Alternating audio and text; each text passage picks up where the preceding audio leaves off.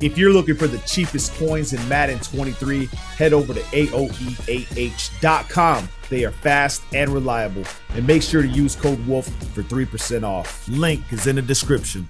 Now, what I like to do once a month is come back to the coaching adjustments and show you guys what we run with our defense and our offense, because there are newer players to Madden that just joined up and have no idea what to use. And if you've been on the channel, you've seen these videos before, maybe we've changed a couple things. Like there's gonna be one thing that I've changed that I'll be using in my gameplays going forward from here on out. And that's why I started it right here on deep pass catching. Now, before we get into it, drop a like, subscribe, become members. Full scheme breakdowns are in the members area.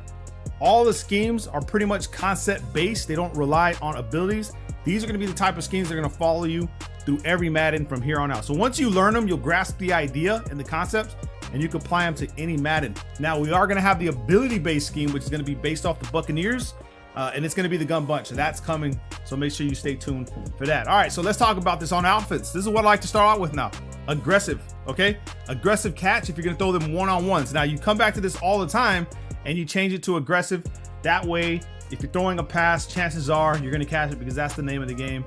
I don't know why a lot of people aren't using this. Now, it does decrease the run after catch chance, but we're just trying to get the aggressive catch on the 1v1s or 2v1s if you're using someone that's tall, right? So remember, height plays a big key. So right here, right off the bat, aggressive, if you're trying to throw those deeper pass plays and then come back to balance, you're blending it in back and forth. Intermediate pass catching, which is standard gameplay if you leave it on balance, and conservative, AI receivers will attempt a possession catch. Now, I don't really recommend that. You can possession catch yourself by holding A or X down if you're on PlayStation, on A on Xbox. And in blocking, we don't use this at all because they throw flags. Now, for ball carrier, okay, pay attention. If you leave it on balance, you can do your juke moves. All right, you can spin, juke left and right. However, you're probably gonna fumble. All right, if you've won too many games, you're gonna fumble the ball a lot easier. So what I like to do, since I go on high win streaks, I keep it on conservative. That way the ball carrier protects the ball, decrease fumble chances. Now, you can't do the juke moves and stuff like that. You'll see the special moves disabled except give up and cover ball. You know what I mean? So you can't spin, you can't juke, none of that. You can't hurt. I don't even think you can hurdle. Now, when you're in the red zone, aggressive, higher chance of triggering auto break tackles. If you're in the red zone, like at the 1 yard line, and you need a touchdown, son, you hit that one. Okay, so let me go ahead and just pick a play real quick so we can get back to on the defensive side so I can talk to you guys about defense. Now, auto flip defensive play call. I always tell you guys to use this and leave it on if you're newer to Madden and if you're running cover 3. However, cover 6, you probably want to leave it on. Cover 9, you're going to want to leave it on, and cover 3. So those 3 defenses, I want to say you'll get the most bang for your buck, and it's going to actually help and protect you, because with the inside thirds in the cover 3, which is that middle blue in your play art, they will align themselves properly. And if you leave this on off, chances are you get cooked on a one-play tutty, son, from a trips formation if you have your inside third on the right side of the field and the trips formation is on the left side of the field. So leave this on. Now, I turn this off a lot because I run blitzes and I like to make them come from different sides. So if you watch me run the DB strike from the quarters defense, I turn this off on purpose. But if I run a cover 3, I turn it back on. I'll use it and leave it on. You know what I'm saying? So remember that. Auto alignment, if you're running a defensive scheme where you are using different coverages, you want to put this to base. If you're running man defense, I would leave it to default, because if you leave it on base, then your man up principles will mess up and they'll scramble, and then your opponent will just throw an easy quick pass.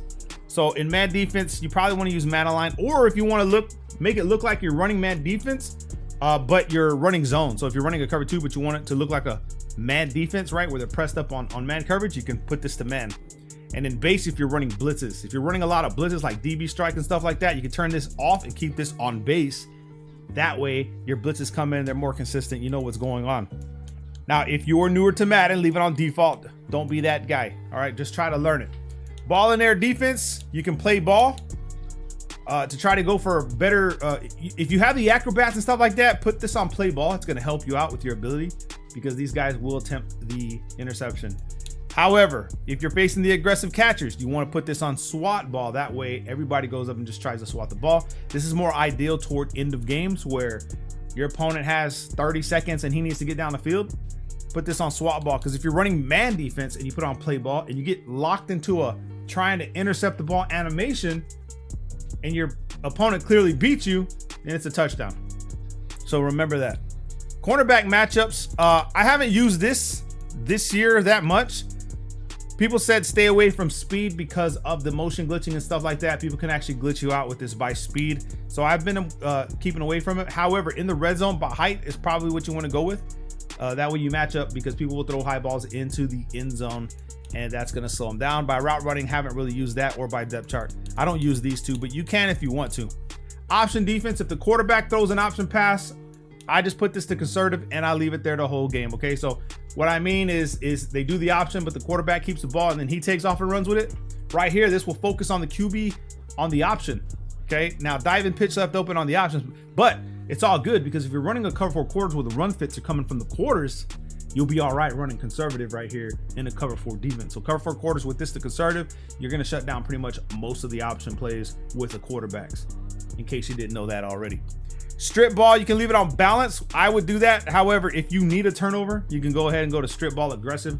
However, if you try this and you don't get the fumbles, or they have it on conservative, all you're going to do is give up mad yards. You feel me? You can leave it on conservative where they don't really strip the ball. They'll try, but I usually keep it on balance unless I need a turnover and go to aggressive. That's pretty much it. Tackling's the same way. If you're facing a Derrick Henry, you probably want to go conservative. If you're going aggressive and you're playing a Derrick Henry, the con to this right here is a higher chance of broken tackles and fake outs. Derrick Henry is going to trample you, bro. All right, so this right here is probably not going to work. Probably go to conservative so they don't bully you, or leave it on balance. I typically leave it on balance unless I'm facing a heavy runner, then go to conservative. You can do what you want. You know what I'm saying? Whatever floats your boat. Now, when you're running zone defenses, you're going to have these 3 right here. Okay, flats, curl flats, hooks. Your flats are the plays like in cover 2, you'll see these little blues on the sides of your play art. Those are flats, right? Now you have a soft squat, a cloud flat, and a hard flat. You can change those right here to play what you want.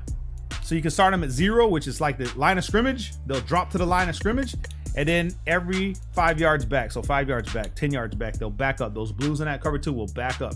You can even make cloud flats out of cover 3, and they do the same thing. So remember to leave this where you want it. Typically on first down situations, we're going to leave this on 5. If you're running like a cover 4 quarters, this is ideal for you to shade down and over the top, run in cloud coverage, and then using this to 5. And then curl flats is something that you're going to use if you're running a cover 3 and you want to keep the curl flats, or you're running a Mabel, which includes the flat with the curl flats. Now, over the middle defense, if your opponent's throwing behind you and he's making a lot of completions, you want to come up here, go to 10-15 with your hooks. But if he's throwing underneath up the middle like his running back, you can set this to 0 and 5. I recommend 5, not really 0, because they will come down. Now, they do help with the mobile QB, so you can actually set these, but you got to be careful because your user is going to have to do a lot of the leg work by playing behind your hook curls or your hook zones. You know what I mean? Or your vertical hooks, whatever you have out there. So remember that they play the same way. They will drop down. So find a comfortable setting for you and what helps you out a lot, okay? Now, in zone coverage right here, zone defenders drop to their zone midpoints. Remember, so you look inside the little circle of their zone, they drop to the midpoints. That's what they're supposed to do. But in match, if you put this to match, zone defenders read the routes of the receivers to determine coverage responsibilities. Now, you got to be careful because when you start using match, the counter to that is going to be the drags, the table routes, everything that's underneath and quick, wheel routes by the running backs. All those routes become wide open. So know when to use this right here because it's very, very important. Anyway, I hope that clarifies enough for you guys. Make sure you start using this. Take my advice. Trust me, I have a lot of experience with coaching adjustments, and just believe me. All right, drop a like. Love you guys, man. Peace.